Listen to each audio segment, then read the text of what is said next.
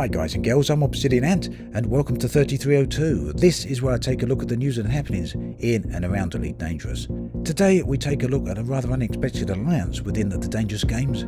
Frontier have released their full year trading report. There's a nice little new tool out there for the engineers, and Commander Josh Hawkins asks just how big is Elite Dangerous.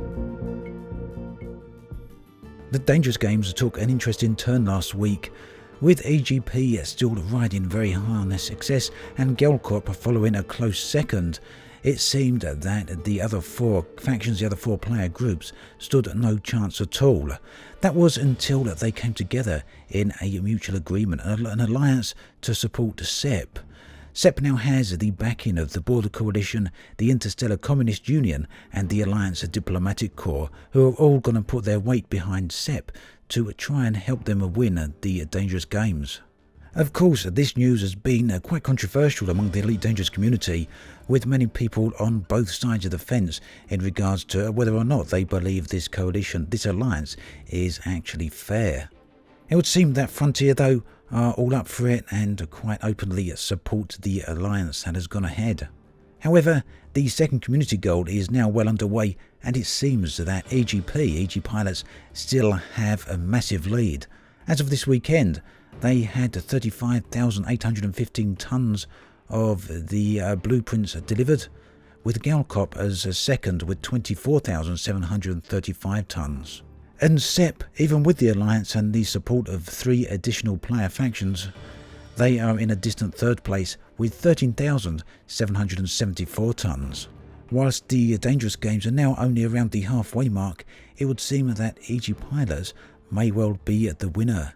However, time will tell, and it's still quite possible there's going to be some interesting twists. On the 6th of July, Frontier released their latest full-year trading report to the London Stock Exchange, and this gives us some insight into the number of copies sold of the game, as well as Frontier's cash balance reserves.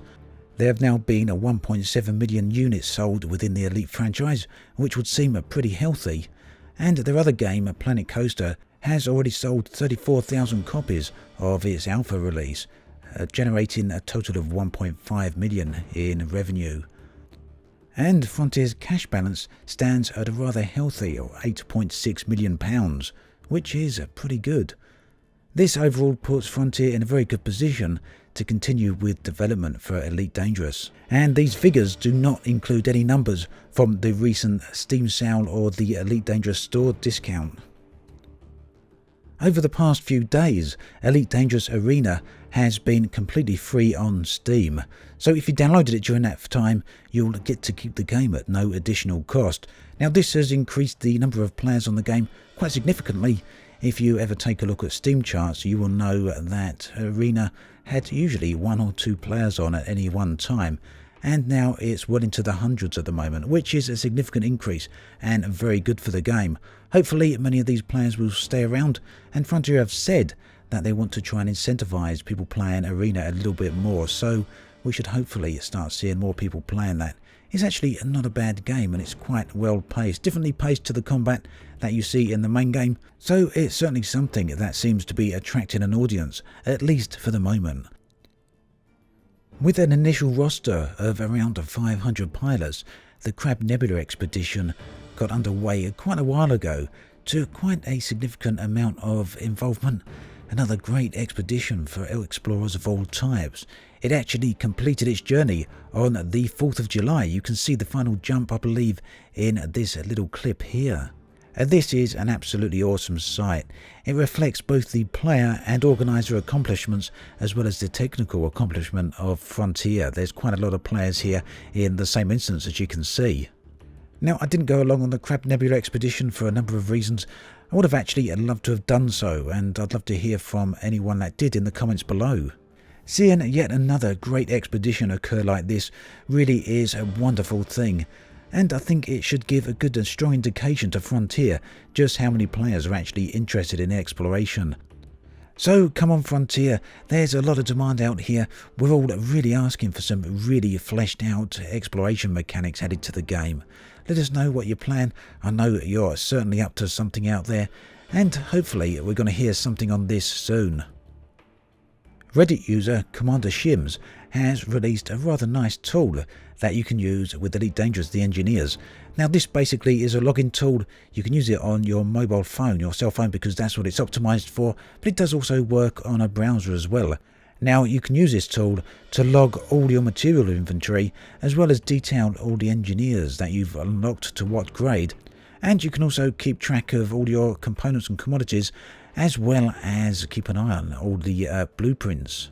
So this, for many people, might be a nice little one-stop shop to keep track of everything you need in regards to the engineers. You can see a link to the Reddit post in the video description, and you can see a link to the tool there as well. Many of you may have seen my recent video on Rise to Power and the player groups involved with that competition. I actually went through and detailed as much as I could on each of the groups involved. Now, I'm very aware that not all the groups that I covered actually got equal coverage, and for that I apologise. Most of the content there was based on what information was publicly available. Now, further to that video, I'm actually going to be starting a new series soon, and the videos within this series will feature on the player groups within Elite Dangerous. Now, it doesn't matter how large or small those groups actually are. If you've got an interest in me making a video focusing on your player group, just get in contact with me and we can work something out. Now, the video can focus just about anything you actually want, as long as it's friendly and not violent, obscene or anything like that, then pretty much anything goes.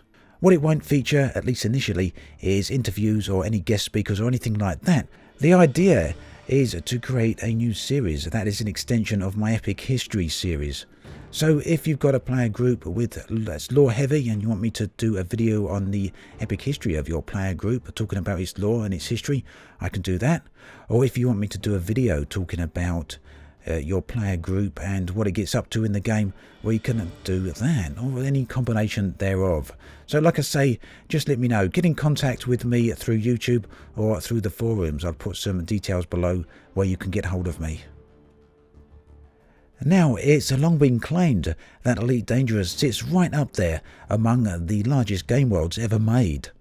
And Josh Hawkins has taken a look at that, just how big is Elite and its galaxy. He's got into a rather nice video here that gives us a great insight into that, and it's well worth watching. You can see some small clips here in the background, but if you want to go and take a full look, do check the video description below where you can find a link to his video and his channel. Now, Josh does make some great Elite videos. They're well worth checking out. And if you like this video, then do go and have a look at his other ones as well. I'm sure you won't be disappointed. And whilst we're on that theme, you can also take a look at Turjan. Turjan has made another video here for IGER, the home of the first Great Expedition. And this details pretty much everything about that long-standing group that has been around since long before Elite Dangerous was even released. And again, you can see a link to Turjan's rather excellent YouTube channel in the video description below.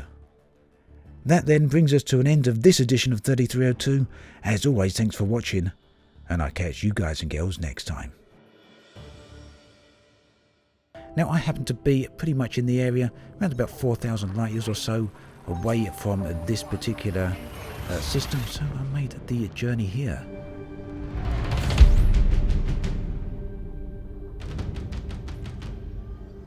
And I'm actually very glad to have done so. Jack's station is right out here near the nebula.